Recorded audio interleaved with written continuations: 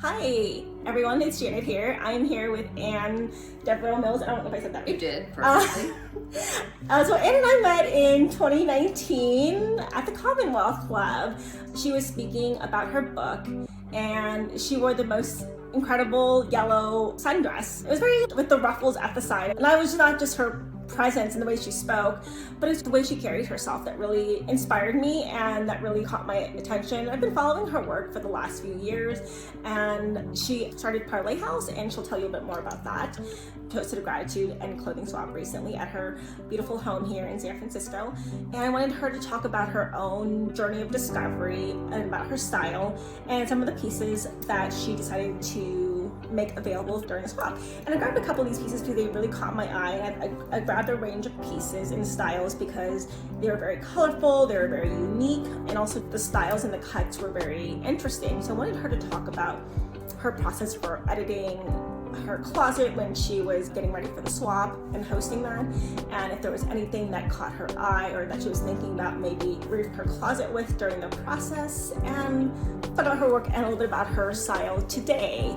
I can't wait for you guys to hear more about this amazing woman who's doing some incredible things with Parlay House. Let's get started. Hi, I'm Ann Devereux-Mills. I'm the founder of Parlay House, which is a new generation of community, and I say it's for all generations of women.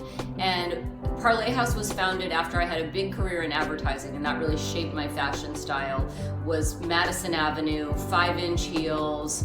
You know, in the early days it was suits because we were trying to look like men, and in the later days it was leather because we were trying to say, F you, we're gonna wear what we wanna wear. And so it was a wild time of a lot of power and a lot of pretty superficial relationships. A lot of people judged me by what I wore rather than who I was. And so I made sure to always look good, but that didn't necessarily feel good. And that became really clear to me when I had a recurrence of cancer while running one of the companies that I'd been running. And my boss of 25 years said, I can't wait for you to get better. I'm gonna have someone else run the company. And in a minute, I not only lost my job and I had a health scare and my last kid was leaving for college, but I lost the sense of who I was. And who you are is reflected in what you wear and reflected in how you feel about yourself and in what you do and how you introduce yourself when you walk into a room, and all those things exploded. And this was all in New York City. I had been dating this great guy in San Francisco, and he said, getting another job in this industry doesn't seem like a really great thing. They're not treating you very well. And why don't you move to San Francisco and start a new life? And so I did in 2012, moved to San Francisco and didn't know a soul. And all I wanted to do was to talk about what I'd been through and to hear about what other people were going through. And I took this crazy chance and invited strangers, 12 people who were friends of friends, women, into my home to have a conversation about what mattered to us. And that was the birth of a now global organization with thousands of women around the world who gather in person, we gather virtually, we gather in small groups, we gather in large groups. We usually have a speaker who helps set the stage for us to then talk about the things we can't talk about at work, at home, in other parts of our lives. And clothing is one of the many things that we talk about because it is a reflection of who we are and how we feel about ourselves. So that's where it all began. That's beautiful. You've overcome so many big hurdles, from like cancer, leaving your job, starting over, coming to San Francisco. Where did you see yourself then? Well, I was a mess. Truthfully, I was a hot mess when I came here because I had defined myself by, hi, I'm Ann, I'm the CEO. And when you can't say that anymore and you haven't figured out what else you are, you get pretty quiet. And so I was not in a great place in terms of confidence, in terms of feeling good about myself. And truthfully, that was a huge shift for me. And of course, from a fashion standpoint, a life in New York is very different than a life in San Francisco. Weather-wise, style-wise, San Francisco's a casual city. I had absolutely destroyed my feet walking around in 5-inch heels for years and years. The shoe collection, out. The suits, out. The formal gowns, out. And I ended up with a much more comfortable, casual lifestyle that I've held on to, even though I've evolved. How's that process of catharsis, of letting go all that, the 5-inch heels, the formal gowns, What was the process of letting all that go? That's a big part of your identity. It was a huge part of my identity. And in the early days of Facebook, I used to post pictures every day of what shoes I was wearing. I couldn't post what clothes I was wearing because that would be showing my body and it would be sexualizing me, and I couldn't do that, but I could post the shoe pictures.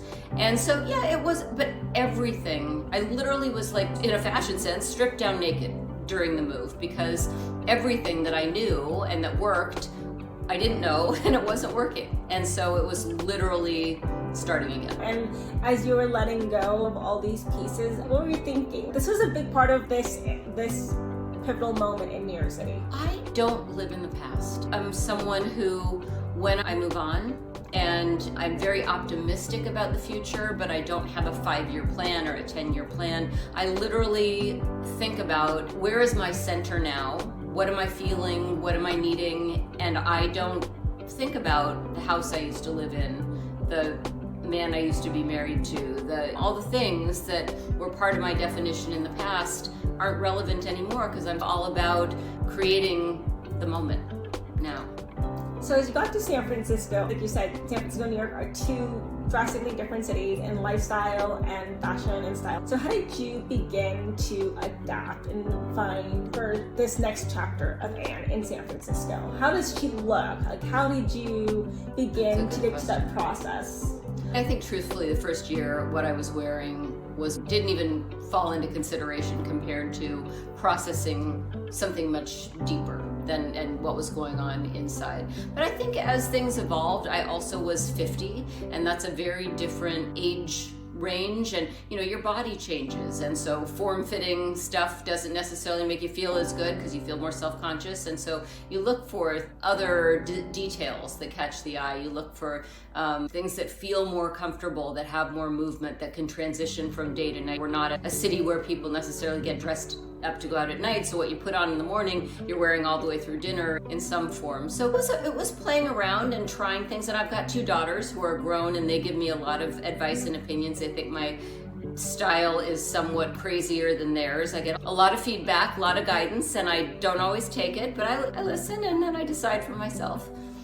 And so when you're going through the process of building your wardrobe for San Francisco, for this version of Anne, letting go of New York City and starting in San Francisco, what kind of pieces did you start with, and how did you go about that? Did you go shopping? I know that you mentioned that you leaned on your 2 daughters. Did you lean on anyone else during that time? No, I always define my own style, and it's always out there. I think anyone who's known me, here's a really funny story. When I was in high school, I always wanted to be super fashionable, and I didn't have the budget for doing any of that, and I had learned how to sew and make clothing, and so I worked at a sewing store to earn enough money to buy the fabric so that I could stay up all night making something to wear to school the next day. And that was a really big part of me, and all the way through college people knew me as the person who made her own clothes in some way.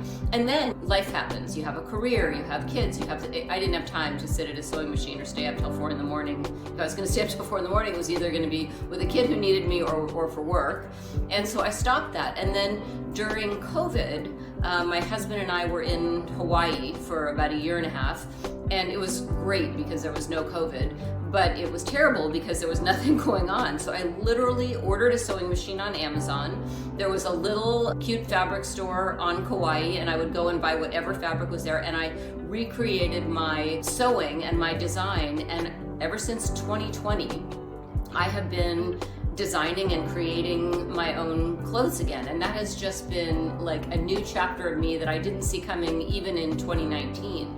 And that's been phenomenally fulfilling to be able to do that. That's incredible. And actually, you're holding one of the pieces that I was learning to fabric paint. My friend Tamsin taught me that middle piece of how to do fabric painting. And the reason that I gave up this shirt that you're putting in the the reason I gave up the shirt was it was my first experiment. The color didn't hold as well as I wanted it to. So even though you might love it, the way that I imagined it coming out, I considered it to be a learning piece. And so I just gave up my learning piece, because as things get refined.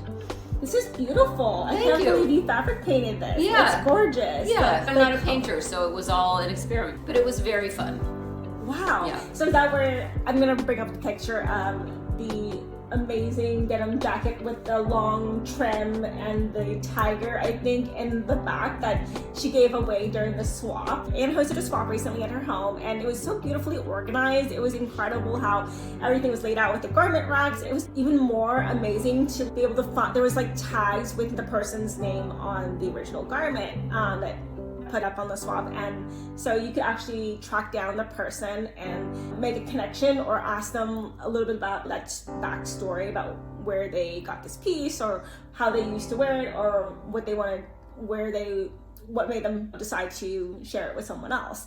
And so that was the white denim jacket with the long trim and the tiger. It was crazy. It was incredible. My kids thought that I was an absolute nut job for making that, but I took a vintage white Levi's jacket, and first I attached a huge tiger, which I'm Year of the Tiger, attached a tiger to the back, and then just started embellishing. And I had been inspired by something somebody wore with fringe, and because I'm bi-coastal and I still go back to New York, I always take advantage of the garment district and go and buy trim and fringe, and sometimes it's just playing around with things and just seeing what happens. And that piece was an early experiment, and I like the process of making more than I like the process of keeping.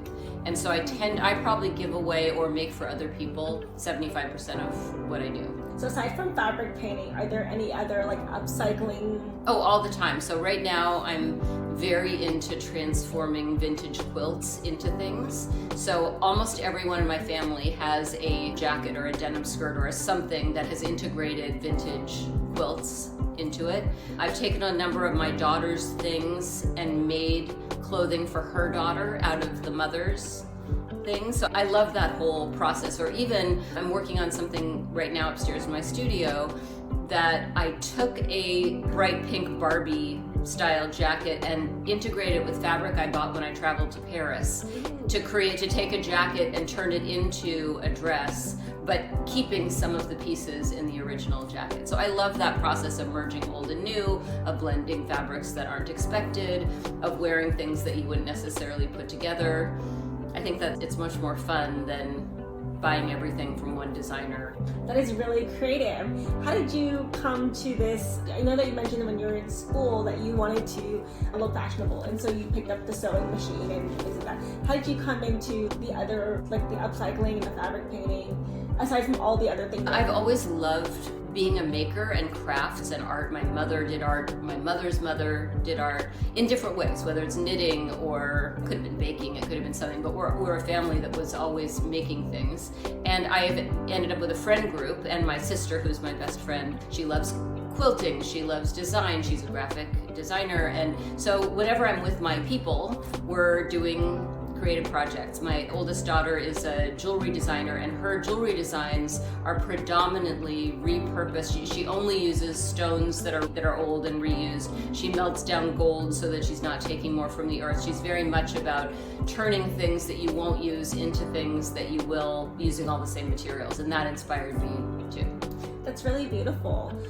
We talked a little bit about how when you came to San Francisco, you went through this big change. How else did you come into a place where you're confident about your wardrobe and how to go out and get dressed and meet people and feel good about who you are on the inside and outside? Like, did you start shopping, or did you? I've always shopped. I think it's more gathering than hunting. I like looking, and rather, if I go out and I'm trying to find a black dress, I'm probably going to be frustrated. If I go out and see what is around and what sparks my eye, and then I see one piece and I see that something else could be put together, I do it as a gatherer, and luckily have enough clothes that I can then mix things together. I have a style that's like chic casual, and that's where I'm most comfortable. And so when you're starting to build out that wardrobe and you're more of a gatherer than a hunter, more of a looker per se than just going out and buying right away, did you lean towards like certain stores that you would never go to, or where did you begin to? I don't like the huge cheap mass brands that don't hold up well and are usually rip-offs. As someone who's a maker, I don't really want to buy things from someone who steals ideas from other people. All ideas are iterative, but I like new, fresh, bold, daring interpretations interpretations. I love showing up and having a piece that no one's ever seen before, and I don't love showing up at a place and wearing the same thing as somebody else. So I'm always looking to put my own twist, or to make it into something my own, or to get it in an unusual place. When you travel the world now, I would say 95% of the brands are the same everywhere you go. So I look for that 5% that aren't. How much time did you spend before you got to a place where you were comfortable? I was always comfortable. People might be uncomfortable with me, but I was always comfortable. I like that. And like when you're starting to build out your style, you said that you're like more chic casual. What kind of pieces did you start to feel like, oh, would like really elevate you or really capture the essence of who you are now in San Francisco? Not as the advertising person. I actually don't think I have an answer to that, because I have a really wide range of what I'm open to. I'm now 61, almost 62 years old. I think like all 60 whatever year olds, your body isn't what it used to be no matter how hard you work. So while I might have gone for something that was a little more body conscious, now I'm going for something that probably has a looser shape, because then I'm not worried about, I don't want to wear shapewear, and I'm not trying to suck something in, or, I want to feel good and comfortable without pointing out where that extra bulge. Now that you've been in San Francisco for quite some time, how has your style evolved, or has it stayed the same? It hasn't evolved so much, because I still live in New York part-time. But I really think that comfortable is a city where you walk a lot, and comfortable and probably less pattern. I gave away a lot of patterns during the clothing swap, because right now I'm in a little more of a monochromatic or muted, and part of it was I had to be dressed loudly to break through the clutter and stand out in the business world, and now I'm much more interested in leading a quieter life. So even though I run a big global women's organization and I'm speaking a lot of times, I don't want necessarily the clothes to be upstaging me. I want them to be supporting who I am. That's a very unique way of describing your style. Do you feel like not wearing like loud patterns is maybe not allowing you to fully bring out the other side of you, who's like the creative side, like we talked about, like this fabric painting piece here? Do you feel like that's something that's important too, at the same time as being able to bring out all? Sometimes I do bright, sometimes I do pattern, but I'm selective about what I do and when. And I think my pattern, I've gone to smaller patterns. I was very bright for a while, and I'm just, right now, I'm not feeling the need to yell so loudly. But I just made this really great jacket that's in a gigantic burgundy and white herringbone pattern, like super oversized pattern, and it's a loud pattern. I made it a quiet jacket, so the shape is quiet. It doesn't do anything else that's extreme. But I'm not afraid to do a pattern, but that's a little more graphic than floral, and I'm constantly shifting the emphasis. I think you can't yell everything at the same time. So if you're gonna do like big jewelry, like I have big bracelets on, then I do a simple sweater. I'm not trying to do a loud pattern and make a loud presentation and wear loud jewelry and wear loud shoes. Let one thing speak. So when you said that you used to wear like really loud patterns and bright colors, would you say that they helped you be confident, get noticed? Say again, put forward that I'm not afraid to express myself in a creative business, right? Your own personal style says something about the company that you're representing. Does it allow for individuality? Does it allow for expression? And I wanted my answer to be yes. During the talk, you said you gave away a lot of bright, colorful pieces. Like, for example, what made you decide to give up these really cool Clover Canyon floral pattern pants? They were just part of my louder days. I love them. I think they're so fun. And I love the way that they color match, because I make clothing. I'm always interested in construction. And they did a beautiful job of matching the lines. And there was a lot creatively that I liked about them. But it's just not what I'm feeling at the moment. I'm feeling a little more quiet, introspective. And those are not introspective pants. I feel like even though you're starting this global organization, that it's so important for you to get the word out, that by not having the bright and the loud, that you're not allowing the work that you do to really get out there? That's an interesting question. I think no, because sometimes yelling has the opposite impact. There was this guy that used to coach us in the advertising world, and he said, only open the kimono partway. And what he meant was leave people wanting more, wanting to see more. Don't give them everything all at once because it's just too much information, too overwhelming. And yeah, I'm leaving the kimono open just a little tiny bit. Oh, that's beautiful. I know you gave up a lot of pieces during the swap, which was really incredible and generous. We talked about the fabric painting in the Clover Canyon, and then there's the Alexander Wang black top with the draping at the side. Yeah. What made you decide to give up this one? That was total vanity because my arms aren't as buff as they used to be, and so I tend not to wear sleeveless, so I love that piece. I think that's the chic. If I could still wear that, I would have kept it. It just doesn't look good on me in my eyes anymore. It doesn't make me feel good. It's really interesting how you were able to quickly let go of pieces for the swap. It's just stuff. I don't let go of people like that. Was there anything that you were thinking about giving up during the swap, but then you decided to hold on to for a little? Yes, we do the swap every year. So every year I get rid of a bunch of pieces, and I almost never take anything, although Suji, who's my EA, brought this incredible bright crushed velvet pink dress, and I was realizing in the Barbie moment that I didn't have any pink, and it just was so cute. I kept that piece for me, but probably gave away, I don't know, 40 pieces or something. And I never regret giving them away, but there's a hierarchy in the giving things away, and that's my daughters and my mom and my sister. And I've always been like the clothing maniac, and when I'm done with something, we've created something called hand-me-downs. And hand-me-downs are wanted by that group, my immediate family, so they get first dibs on whatever it is, or something. If it was like a super high-end designer, if it was Louis Vuitton or something like that, I give everybody first crack at that, and then the rest goes to the clothing swap. That's incredible. It is so fun. What do your daughters end up what does your mom pick out? My mom picks out cashmere. She's in her late 80s. She likes things that are simple and feel good and easy to wear, and she doesn't have to iron them.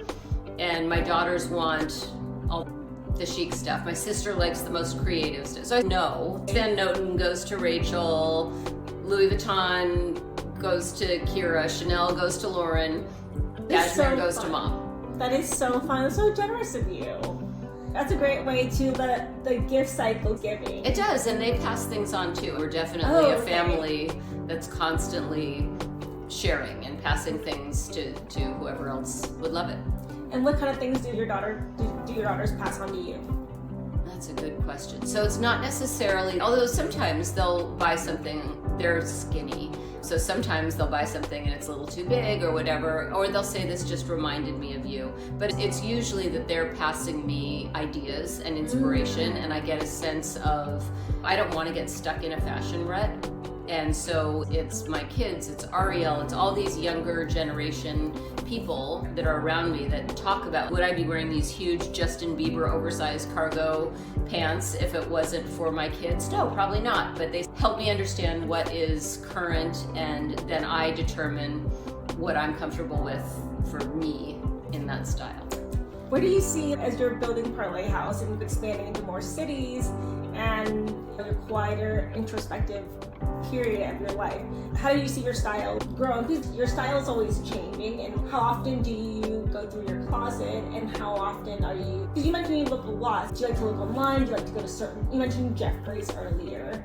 Yes, so I love Jeffrey's, and it closed. It was purchased by Barney's, and then I think maybe during COVID or right before COVID, it just didn't survive. And it's a place where I was shopping one day and Beyonce was there. It's like someone who wants the vendor, the people providing the clothing, to have curated really interesting pieces. There's bolder, more out there pieces. So I like people who have that same discerning eye. Although Saks Fifth Avenue in New York is still the greatest shopping experience ever, just because of the sheer quantity of stuff. But generally I like roads less well traveled. So give me a store that has individual things made by artists, or give me a store that is the upcoming Copenhagen designer who hasn't launched internationally yet. Or whenever I travel, I'm always looking for what was made here, what is it about the local culture that inspires this piece. I like the innovation and experimentation that comes from people who are makers rather than manufacturers. You know you're not going to show up wearing the same dress or the same top as someone else at a party. Right. Because if everyone went to H&M and Zara, we'd all look alike. And what a shame that would be. We all have our own unique identities. Is there anything else you see yourself adding to your style in this quite introspective chapter? I think it's going to be more and more of the pieces that I make or that I remake. I'm just having so much fun doing that, and I'm happier and happier with as I have more practice with how things are turning out. You got one of my first experiments, but as it turns into what I had wanted it to be, you'll probably see me wearing more of that. Do you see yourself even potentially opening up a store? I thought about that. I don't think so, because I don't want to have to follow the fashion seasons. I don't want to launch 8 collections. I don't want to do a resort season. But might I do one-offs that are maybe? Right now I'm just having fun making them for everybody from my to my mom. And is there any other advice you would give to people who are on their own journey to finding their own style, to discovering how they want to express themselves as they are becoming a different person? Keep an eye out for things that strike you as looking fabulous, and then don't just emulate that, but ask yourself why. What is it about what you like in a magazine or online or whatever, what is it that's drawing you to that, and what's your version that's right for you of that interpretation?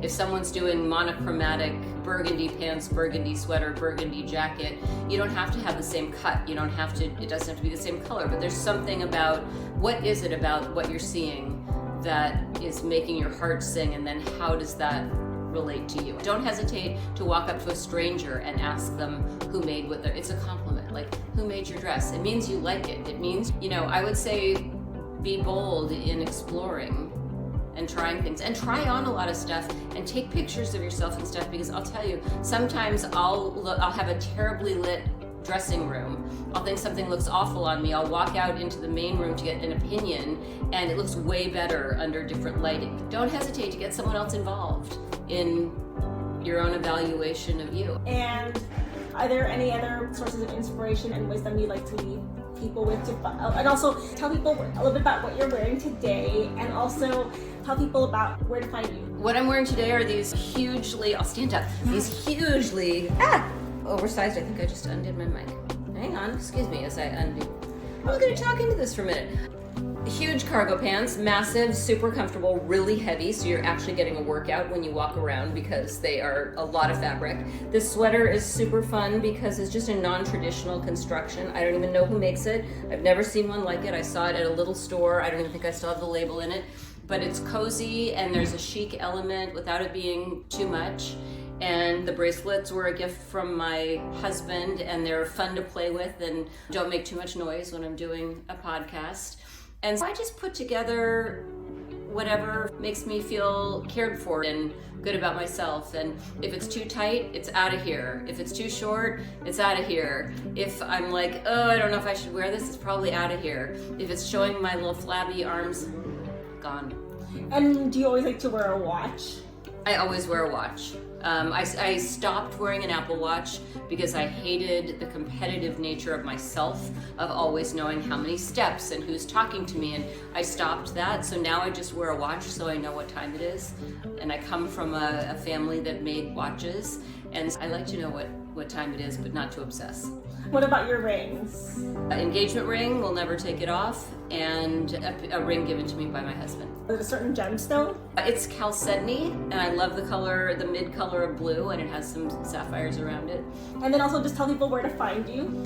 You can find me on Instagram at Devereux-Mills, and you can, more importantly, find Parlay House, where we did this fun clothing swap, at parlayhouse.com. And Parlay House got its name because a parlay is the transformation. It's from one thing to another. While clothing is one type of transformation, we're all about transforming whatever part of your life seems to be less stable. It might be your career, it might be your relationship, it might be what city you're in, it might be your mood or your life stage. But if you can pivot in a way that you have support from other women around you and you can do it openly, we're all richer for that. So parlayhouse.com is the place to find me. But that they can join Parlay House. You can. When you go to parlayhouse.com, you can become a member, and that means you can participate in all of our stuff. We have online speakers and conversations every other week. We have in-person conversations every month in cities around the world. We have small group gatherings all over the place where you can get together with a smaller group of women and have conversations that matter. We have online chat groups, you name it, newsletters, and it's just a great way to feel a sense of belonging with women who maybe didn't have the exact same life story as you, because that's the best part of all of us is how much we have in common and how unique each of us is. That's awesome. Thank you so much. Welcome.